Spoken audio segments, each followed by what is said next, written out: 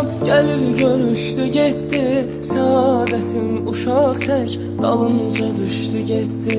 Xəbər yox neçə vaxtı, nə sevdi nə darıxdı. Bir an qarşıma çıxdı, yolum dəyişdi getdi. Ürək sənlə yaşlanıb, sənlə qocalmaq istər. Ümid sən ayrılarkən yanımda qalmaq istər.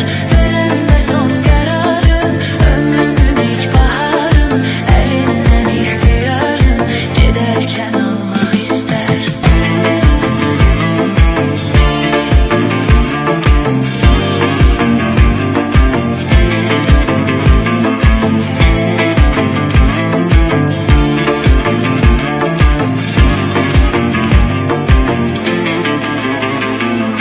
Ağıllarda yaşanmış məhəbbət olmasaydı, inanmazdıq əzizim, həqiqət olmasaydı.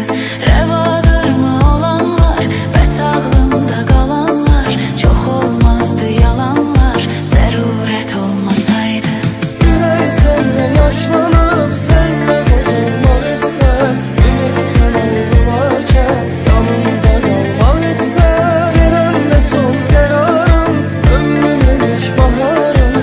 Elimdən ixtiyarım, gedərkən almaq istər. Ürək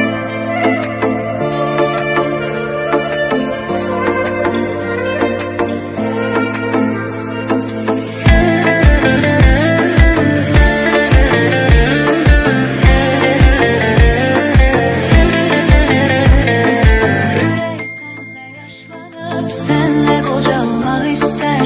Ümid sən ayrılarkən yanımda qalmaq istər. Verəndə son qərarın, ömrümün ilk baharın. Əlindən ixtiyarın, Gedərkən almaq istər. ürək sənlə yaşlanıb.